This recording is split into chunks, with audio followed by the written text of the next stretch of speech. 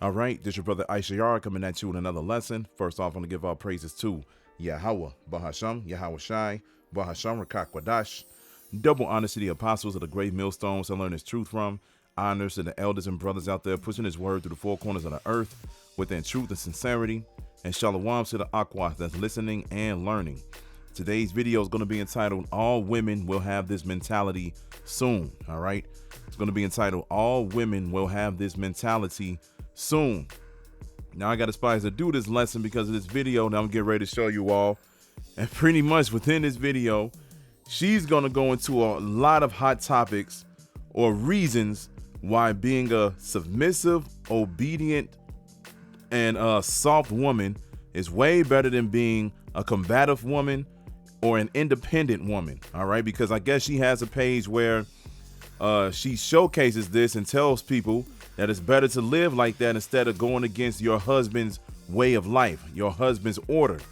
All right, she's going to go into on how when he comes home, she listens, she doesn't talk back, so forth and so on. She's going to say that having a 50-50 relationship is not good. She was like, look, no, it's not going to be a such thing as 50-50 as far as, you know, you clean the house and you go over there and mow the lawn. We going to do 50-50 on the house, 50-50 on paying the bill, so forth and so on. She was like, no, I'm going to let my husband take care of everything. And whatever he needs me to do, I'm going to let him tell me and I'm going to do it. Then she goes into topics where she was like, look, if you actually follow your husband's lead, not to get graphic or anything like that, she's going to say that women could get way wetter, all kind of stuff, man. You know, I'm not going to go into the details. I'm going to let her say it. But pretty much this is the type of mentality that all women are going to have in the near future, starting with the elect women. All right. The elect women is going to understand this. That's why Isaiah 4:1 is going to happen. The elect women is going to understand that they're going to have to be under their husband's vibration. Point blank, period. And then in the kingdom, all right, the rest of you Negro, Latino, and Native American women, when the 2/3 come back, they're going to have this mentality. And even the concubines, they're going to have this mentality too, because they're going to be under the rulership of Yahweh Shai. The law is going to be in place, all right? So let's go ahead and play this video real quick. And then as usual, you already know, we're going to grab some scriptures. So let's go ahead and get into it. I call my husband daddy in the bedroom and sir when he's handling business. I am a wife, I am soft, and I am happier, wetter, richer, and more powerful than 99% of the so-called strong, independent women screaming at me online. Here's why. And the data that will never make you settle for a combative woman ever again. Fact number 1. Women who feel led have 4 times more orgasms. Archives of Sexual Behavior in 2022. This is 15,000 women, okay? Found that women in relationships where the man is the undisputed leader report 4 times more orgasms per week, 70% higher sexual satisfaction, and 3 times more likely to actually initiate the sex themselves. Imagine that. What does this translate to? When she doesn't have to be the man, her body finally relaxes enough to flood. Fact number 2, egalitarian marriages die fastest. A 20-year University of Norway study showed that couples who split chores 50-50 and take turns leading have a divorce rate 50% higher than those where the man clearly leads. Why is this? Because the polarity collapses, the tension dies, and the bedroom gets cold. Fact number 3, masculine leadership creates feminine surrender and insane loyalty. It's as simple as that. When a woman feels her man is fully in charge of direction and protection, her oxytocin, her pair bonding hormone, spikes 300%. That is the same chemical that makes new mothers die for their babies. Give her that safety and she will burn cities before she ever betrays you. This is what real submission looks like in my house. He makes the money, I have some side hustles, but when my husband walks through the door, I am barefoot, voice soft, eyes up. I ask, how do you want me tonight, baby? He tells me, I obey. And I fly so high, I forget my own name sometimes because I'm not carrying the whole world. He is. Call it unfair, I call it balance. That's not weakness. It's the smartest trade that I have ever made. Men, stop dating women who hiss at the word submit. They are showing you that they never truly relax around you, that they will never give you that wild, devotional, ride or die love that you are craving. Find the woman strong enough to kneel heel, secure enough to call you a king without any sarcasm. That woman isn't broken. She is rare. She is peace, and she is the last 10 out of 10 that you are ever going to need. Protect her, lead her, own her, and watch her turn in your entire bloodline into legends. That's biblical, that's biological. That is the cheat code that has been erased. So take it back. She I call my husband Daddy. she went in. She went in. That's why I'm like, hold on. When I saw this video, I'm like, man, let me do a little small lesson on this right quick, because everything that she was saying was true. Everything that she was saying was true. Literally, if women would literally just be women, it's actually healthier for them. It will help their bodies. It will help their mindset. It will help them see clearly. All of that, man. But we live in a society where the woman has to do something. She got to have a hand in every single little thing that's going on in a relationship. She got to control everything. And we already know the N-Dub is very, very famous for that, man. Very famous for that. She got to own all. She got to get all the money. She got to tell whoever it is that she in a relationship what to do at all times. She dropping kids off at her mother's house, not being a true mother. All right. Over here, you know, putting all kind of men on child support that don't deserve it. All right. Not saying that all men are out here doing what's right, but the majority of these men out here that's on child support don't actually deserve to be on it. But what she was saying in the video, like I said, she was going into a little bit of everything. She was like, look, if you just go ahead and be a submissive, obedient, loyal, and quiet woman, this is better for you in the bedroom. This is better for you financially. This is better for you for protection. You get it all. All you got to do is just play your role. That's it. But the thing is, like I said, the majority of these women, they do not want to do that because they look at this situation as a situation where they're not free. They feel like they're just locked. They feel like they're in some type of slavery because now they got to listen to everything that their husband say. They got to do everything that their husband says. They don't want to do that, man. They want to be free. They just want to go out and have fun, like that old school song from the 80s. But in the kingdom, it's not going to be like that, man. And guess what? In the kingdom, every single woman is going to have a smile on their face. They're going to realize that they should have been living like this all along, man. All along. Let's start off with Genesis 3:16, because back in these times, all right, we already know the story.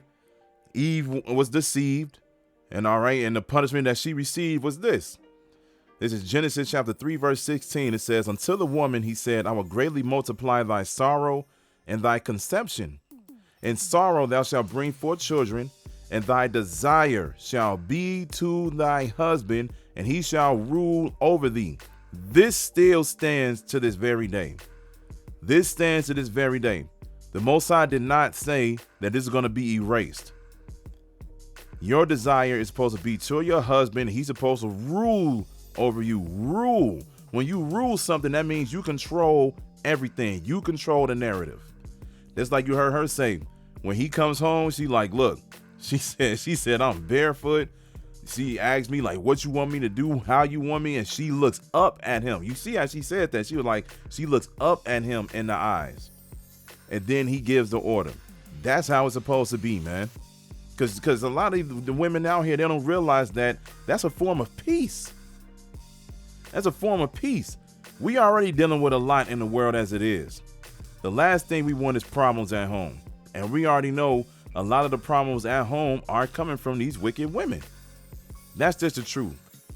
That's just the raw truth about it. So read it again. It says, until the woman, he said, I will greatly multiply thy sorrow and thy conception. In sorrow thou shalt bring forth children. This is why you all have labor pains, because you were the ones that were deceived and went off.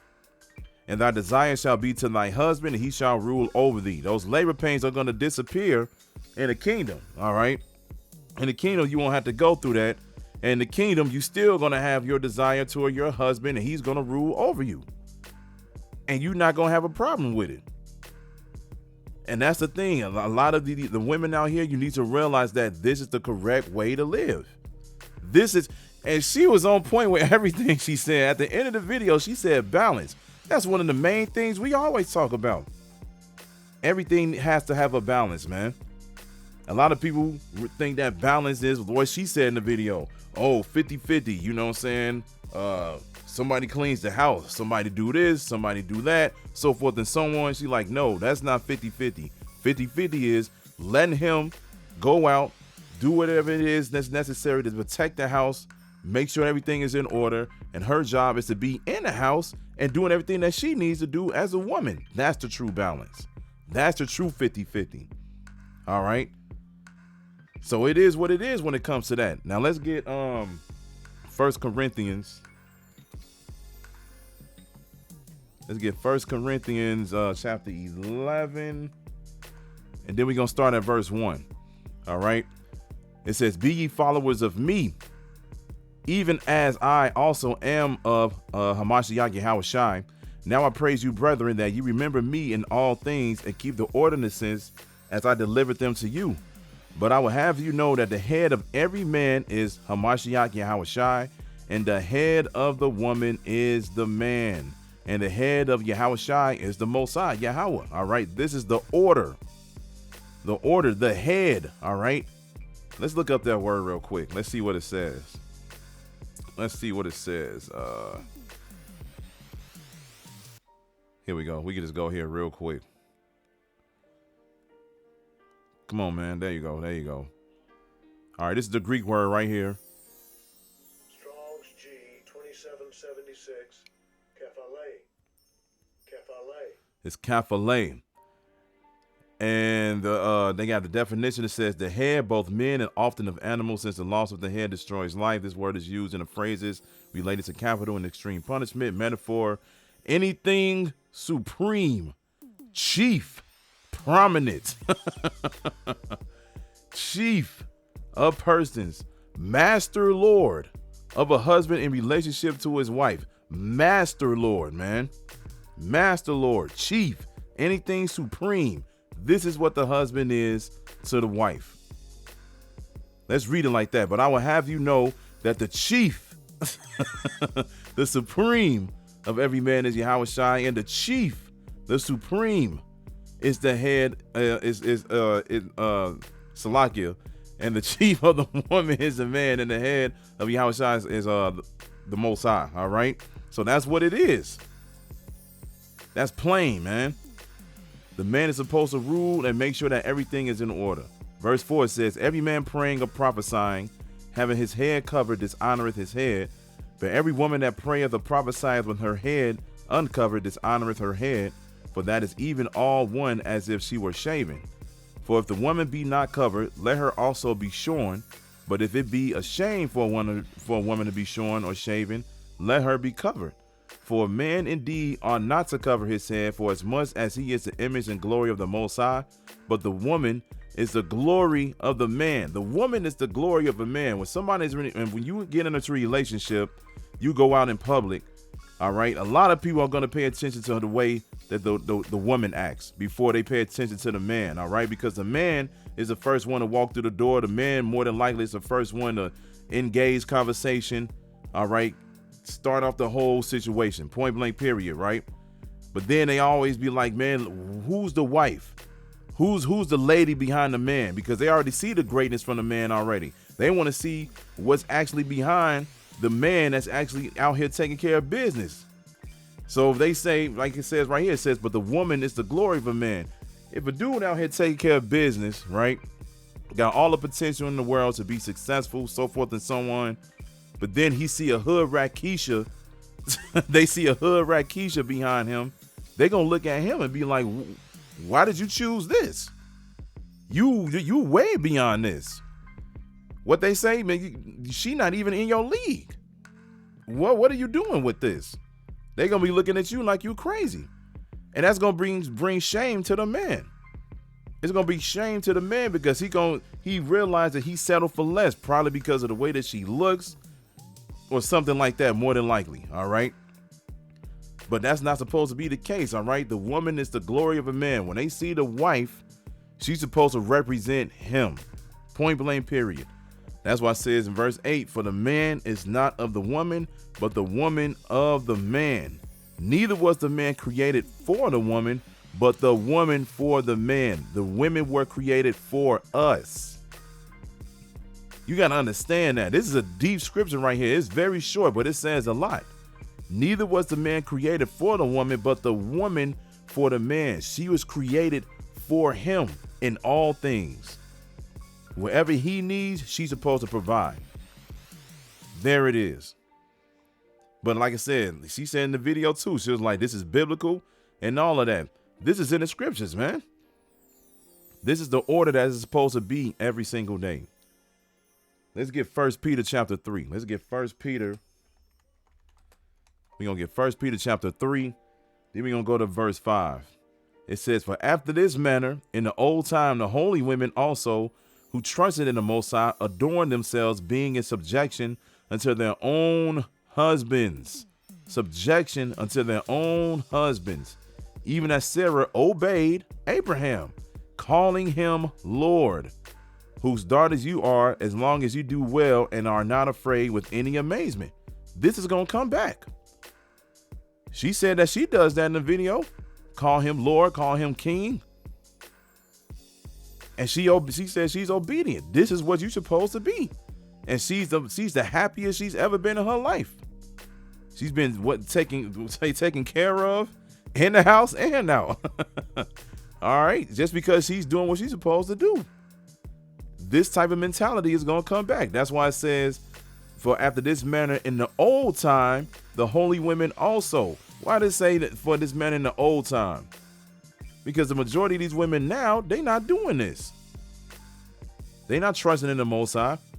They're not adorning themselves. They're not being in subjection unto their own husbands.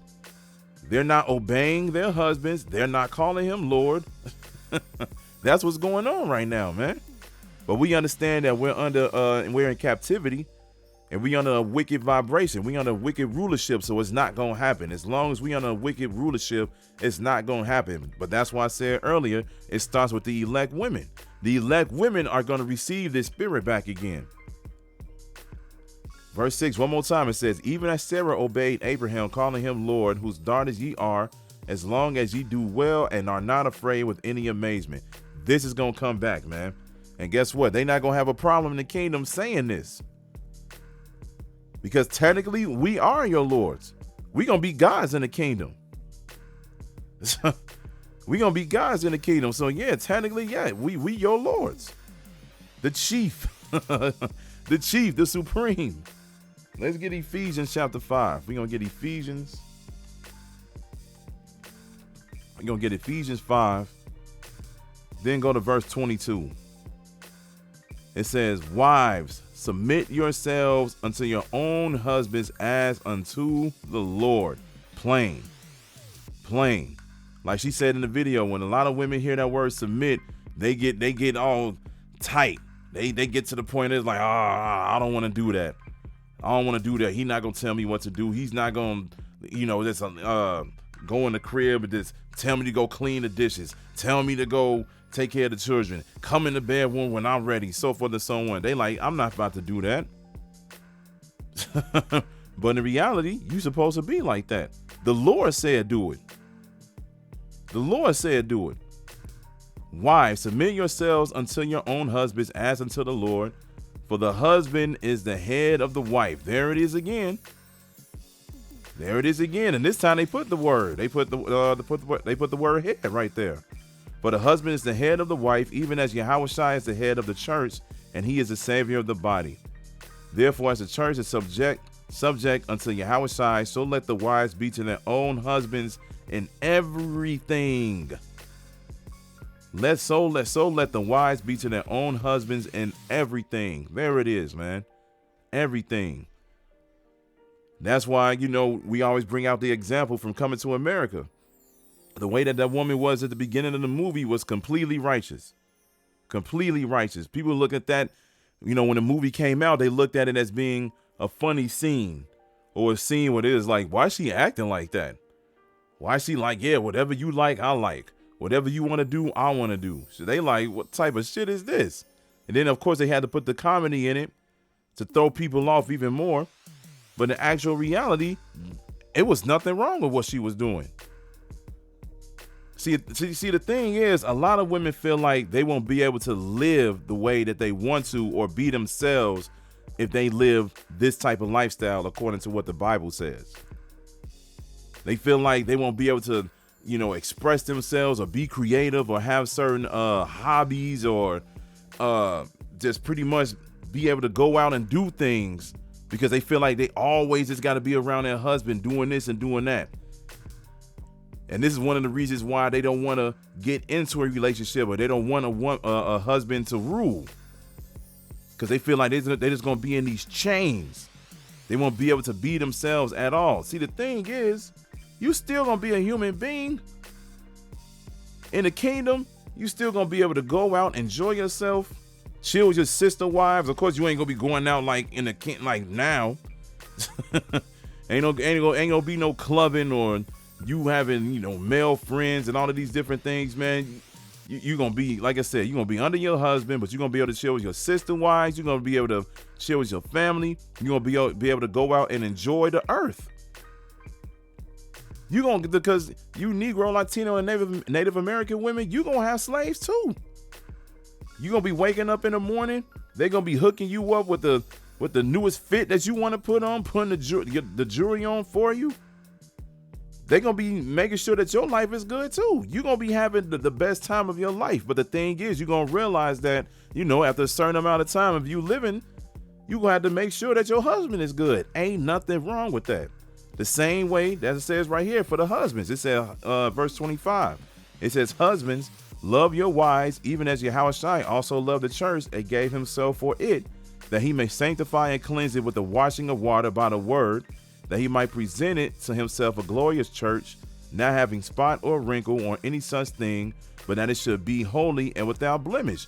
The husbands are going to love their wives, man. They're not just going to be on a spree and just be like, get in the bedroom, put these clothes on, go in the kitchen and do. It's not going to be like that, man. It's not going to be like that. The husbands are going to love their wives. They're going to make sure that their wives are good, man. But they just going to make sure that everything is in order. That's it. But like I said, a lot of women, they don't want to live that life right now. But in the future, they will. Let's get one last scripture to close it out. Let's get Sirach chapter 26. Then we're going to go to verse 14. It says, a silent and loving woman is a gift of the Lord, and there is nothing so much worth as a mind well instructed. Men love silence, man. It'd be a lot of days where they just want to come home, not even say nothing. They just want to come home, sit there, think about what happened for the day, think about how they're going to make things better in the future. Because that's what a lot of us do, man. We come home and we sit there and we let things marinate. And then that way we can actually think clear about what the situation is, and then we figure out a way to execute to make things better. But the thing is, when you come home and you got an angry wife, or you got a wife that won't be quiet, guess what? He can't do his job. That's why it says a silent and loving woman is a gift of the Lord. Somebody, like she said in the video, somebody that's not combative, somebody that's not independent, somebody that's actually going to let their husband lead. And there is nothing so much worth as a mind well instructed. Ain't nothing better than a woman who's got their shit together. Ain't nothing better than a woman who has her shit together and understand the way that she needs to live for her husband. All right. So that's what it is, man. We ain't got to get any more scriptures because there's a lot more scriptures that we can get that goes to this subject. But I just wanted to bring us a few out. But yeah, when I saw this video, I'm like, hey, hey, she happy as hell. She don't have no complaints. She's being well taken care of. She's able to, like she said, she got a few side hustles, which ain't nothing wrong with that, because we ain't saying like, oh, once you get into a relationship, quit your job and the dude is gonna take care of everything. We in captivity. You got to help out some way, somehow. You got to do things together. But at the end of the day, she understands that, he's going to go out and do what he needs to do, and she's going to be home doing what she needs to do. And that's what it is. So as soon as, the majority of these women get that understanding, watch everything become way better. But like I said, we already know that's not going to happen, but it's going to start with the elect women. The elect women are going to understand this. All right. So it is what it is. So I'm going to end it with that. So I hope this is edifying. So with that, I'm going to say, call Halayim, Yahweh, Bahasham, Yahweh Shai, Bahasham, Rachaa Quadash. Double honors to the apostles of the great millstones I learned this truth from. Honors to the elders and brothers out there pushing this word through the four corners of the earth within truth and sincerity. And shalom to the Aquat that's listening and learning. And Yahweh Ratazad, I'll be back with another lesson. Keep pushing, Yasharala. Keep pushing. We almost out of here. Shalom.